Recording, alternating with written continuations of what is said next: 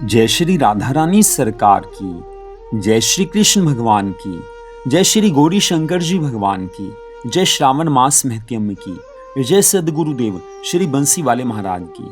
श्रावण मास महत्यम के 23वें अध्याय की परम सुंदर कथा आज हम आपको सुनाने जा रहे हैं, जो कि इस प्रकार है। त्रिलोकीनाथ भगवान श्री शिव शंकर जी महाराज श्रावण मास के आगे की कथा का वर्णन करते हुए सनत कुमार जी से कहने लगे हैं कि हे सनत कुमार जी, श्रावण मास के कृष्ण पक्ष की अष्टमी तिथि के दिन वृष के चंद्रमा की आधी रात्रि के समय योग के आने से देवकी ने वसुदेव जी से श्री कृष्ण को जन्म दिया है। अर्थात सृष्टि के स्वामी भगवान श्री कृष्ण जी का अवतार हुआ। यों सिंह राशि के सूर्य आने पर महोत्सव करे। पहले सप्तमी तिथि के दिन दंत धावन कर अल्प मात्रा में भोजन करे। रात्रि में जितेंद्रिय होकर सो जावे। सुबह हो जाने पर उपवास नियम ग्रहण करे। केवल उपवास द्वारा श्री कृष्ण जन्म अष्टमी का दिन बितावे। ऐसा करने से 7 जन्म के किए हुए पापों से मनुष्य निश्चित ही छुटकारा प्राप्त कर लेता है। पापों से मुक्त हो गुणों के सहित जो वास है, उन भोगों से वर्जित वास को उपवास कहते हैं।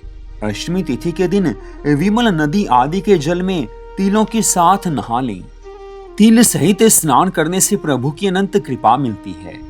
शोभन देश में देविका के सूती का घर को बनाकर उसे नाना प्रकार के वस्त्रों से कलश तथा फलों द्वारा सुशोभित करे, सुसज्जित करे। दीपमाला, पुष्प, चंदन, अगरू तथा धूप देकर वहां पर गोकुल का श्री कृष्ण चरित्र लिखे। वाद्य शब्द, नृत्य गान आदि मंगल कार्य करे।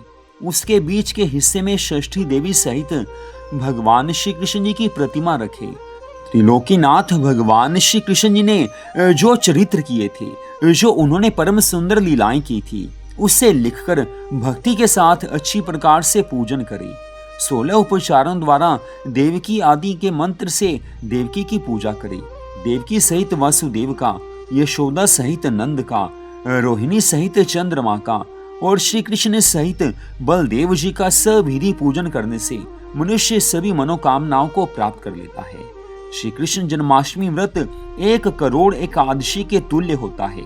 इस प्रकार रात्रि में पूजा कर नवमी तिथि के दिन सुबह देवी भगवती विंध्यावासिनी का कृष्ण तुल्य महोत्सव करे। भक्ति द्वारा ब्राह्मणों को भोजन करवाकर अभीष्ट गौ, धन आदि का दान करे और कहे कि इस व्रत के द्वारा त्रिलोकीनाथ भगवान श्री कृष्ण जी मुझ पर सदैव प्रसन्न बने रहे। मैं गौ तथा ब्राह्मण रक्षक वासुदेव को नमस्कार करता हूँ। शांति हो, कल्याण हो, ऐसा कहकर विसर्जन करे। भाई बंधु के सहित स्वयं मौन होकर भोजन करे। जो देवी और भगवान श्री कृष्ण जी का ये महोत्सव करता है, वह विधि पूर्वक पूजा से हर वर्ष उपरोक्त फल प्राप्त करता है। वह पुत्र, संतान, आरोग्य तथा अतुलनीय सौभाग्य प्राप्त करता है। यहाँ पर धर्म बुद्धि हो, जीवन के अंत समय में उसे भगवान के वैकुंठ धाम की प्राप्ति हो जाती है। तो यहीं पर श्रावण मास महत्यम के 23वें अध्याय की परम सुंदर कथा का विश्राम होता है। मनुष्य जीवन प्राप्त करके जिसने अपना मन प्रभु चरणों में लगा दिया, उसी का जीवन लेना सफल है, उसी का मनुष्य जन्म सफल है। अन्यथा आजकल के इस समय में अधिकांश मनुष्य संसार में ऐसे फंसे हुए हैं, भोग विलास में उनका मन ऐसे फंसा हुआ है कि उसे वो छोड़ भी नहीं पाते, भगवान की भक्ति के बारे में सोच भी नहीं पाते।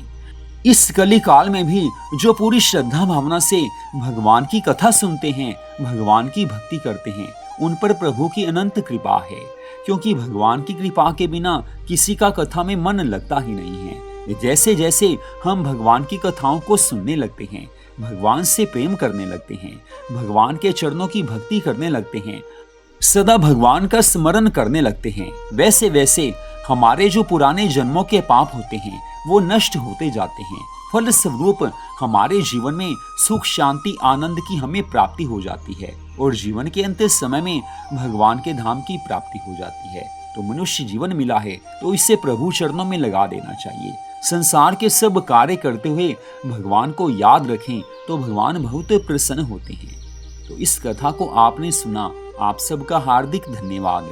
जय श्री राधा रानी सरकार की, जय श्री कृष्ण भगवान की, जय श्री गौरी शंकर जी भगवान की, जय श्रावण मास महत्यम की, जय सदगुरुदेव श्री बंसी वाले महाराज की। ओम नमः शिवाय। जय जय श्री राधे, जय जय श्री राधे, जय जय श्री राधे श्याम।